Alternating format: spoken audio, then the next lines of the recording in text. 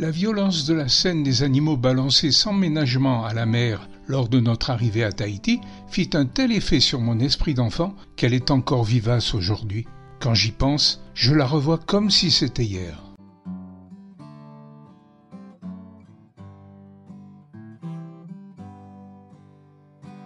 Les scènes d'une grande intensité façonnent assurément et de façon irrémédiable le caractère et l'âme d'un enfant. Elles sont de celles qui expliqueront la conduite qu'il suivra plus tard à l'âge adulte dans telle ou telle circonstance. Cette conduite pourra alors être jugée incompréhensible par ses proches, faute de référence. Certaines d'entre elles peuvent même créer un trouble profond, durable, voire indélébile. Parfois, au contraire, elles constitueront des encres positives. Cela dépendra en réalité non seulement de la personnalité de l'enfant subissant la scène et de son éducation, mais aussi de la présence éventuelle d'un adulte, que cet adulte soit le père, la mère ou un proche.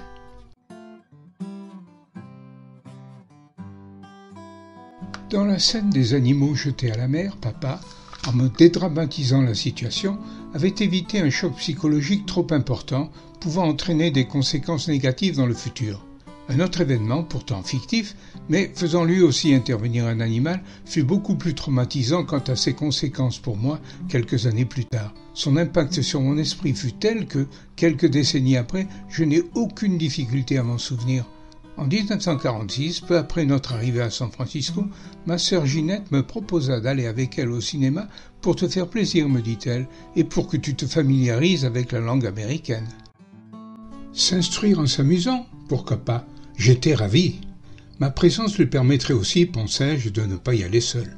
Mon père était en convalescence suite à une intervention chirurgicale prévue de longue date, ce qui explique notre présence à cette époque en Californie, en provenance de Tahiti. Ma mère n'était pas intéressée par un film dans une langue étrangère qu'elle ne maîtrisait pas. Plutôt que d'aller au cinéma, Patte-Mouille préférait courir les boutiques et les salons de thé dont elle avait été tant privée depuis notre départ de Sydney 6 ans plus tôt. Les rayons et vitrines du grandiose et immense City of Paris avaient ses préférences et n'avaient plus de secret pour elle. Ce jour-là, René, âgé de presque 6 ans, était donc avec elle.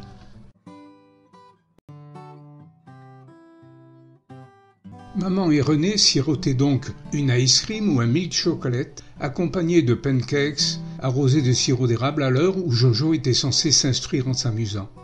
Pour en revenir à mon récit, Ginette n'avait pas poussé la bonté jusqu'à choisir un film adapté à mon âge de 8 ans et à ma fragile personnalité. En effet, malgré un caractère affirmé et solitaire, j'étais un enfant élevé dans du coton contrairement aux jeunes Américains de mon âge. Je n'avais entendu parler jusque-là que de contes de fées et d'histoires qui finissaient toujours bien. Je n'étais par ailleurs jamais entré dans une salle de cinéma. Les seuls spectacles auxquels j'avais assisté étaient courses de pirogues, danses polynésiennes et défilés militaires du 14 juillet.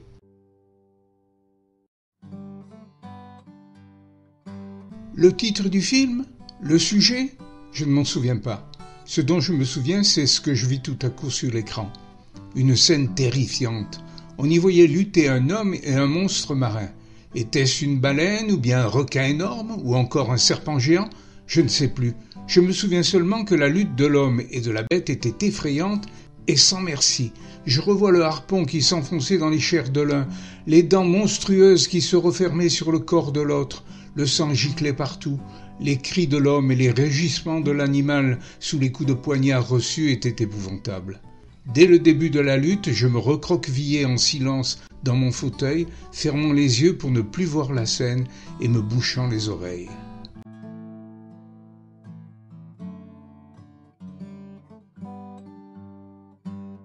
Terrorisé et tremblant, je réussis à ne plus rien voir du film jusqu'à la fin de la séance.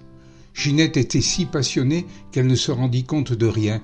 Je ne disais mot pour ne pas la déranger, pour ne pas qu'elle se moque de moi et afin qu'elle ne se mette pas en colère. Probablement aussi pour paraître plus fort et plus insensible que ce que j'étais en réalité.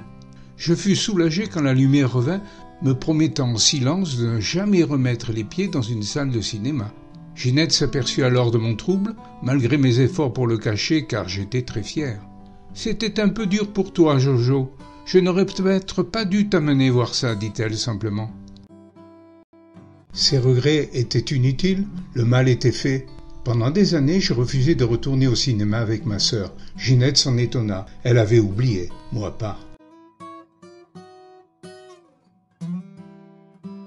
Nous sommes restés environ 6 mois à San Francisco après notre départ de Papeete. J'avais vécu jusqu'alors dans un univers délicieusement sauvage, avec des routes poussiéreuses et des plages sans fin bordées de cocotiers et de manguiers. J'avais couru tout nu sous la pluie chaude avec mon chien Banane. Tout comme les Tahitiens, j'avais pris l'habitude de marcher pieds nus partout où j'allais. Tout cela était bien fini.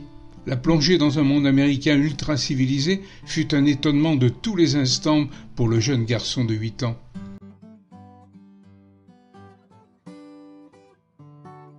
Avec l'aide de mes parents et de Ginette, mon adaptation à ce monde nouveau, bien différent de celui où j'avais vécu, fut, malgré ma timidité, plutôt facile.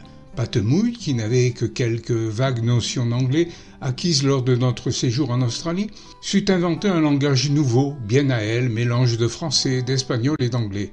Son accent indéfinissable, accompagné de gestes italiens expressifs, fit merveille, lui permettant de se faire comprendre lors de ses achats. C'est ainsi que lorsque papa fut hospitalisé durant près d'1 mois pour l'ablation d'une importante hernie, elle put, avec l'aide de Ginette, continuer à faire du shopping dans les magasins et bien sûr au City of Paris. Les Californiens ne saisissaient pas toujours du premier coup ce qu'elle désirait, mais quand ils avaient compris que nous étions français, ils se montraient très patients devant les onomatopées et mimiques maternelles. Nous pûmes ainsi acheter des produits qui paraissaient extraordinaires au petit sauvage que j'étais, outre le Coca-Cola, les pancakes, l'ice cream, le sirop d'érable et autres hot dogs, c'étaient des découvertes culinaires remplaçant le poisson cru, le pouet, le matinto.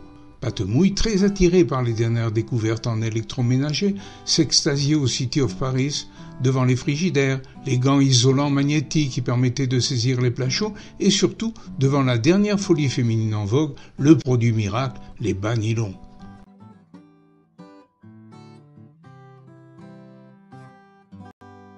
Ceci, encore inconnu en France et évidemment à Tahiti, était une véritable révolution dès les années précédant la Seconde Guerre mondiale.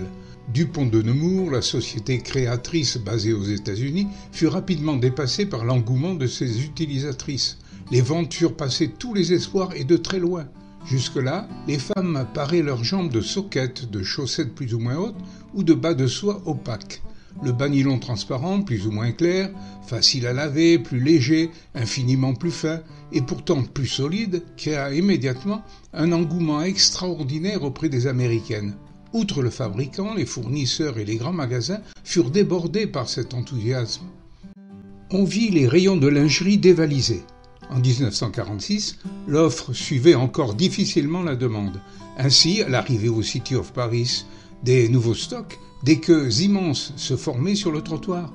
On en vint à limiter les ventes à 2 paires par personne. Les femmes se bousculaient de peur d'arriver trop tard au rayon.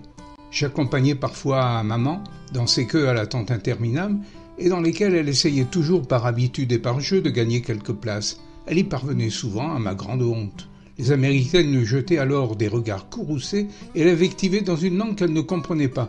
Elle faisait la sourde oreille ou alors, se tournant vers les intéressés, elle proférait des excuses incompréhensibles.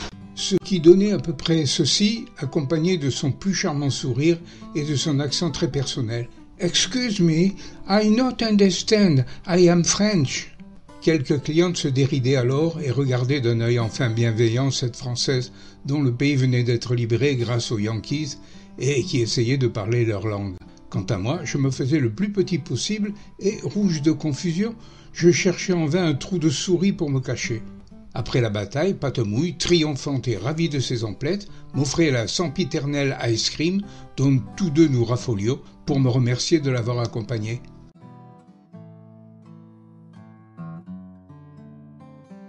Après la Seconde Guerre mondiale et après une période de fièvre acheteuse démentielle, les ventes de bas nylon retombent.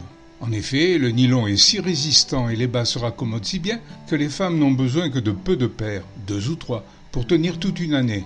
Alors, pour pouvoir continuer à vendre des bas nylon et surtout pour en vendre davantage, l'entreprise Dupont de Nemours décide de dégrader, mais oui, de saboter sa marchandise.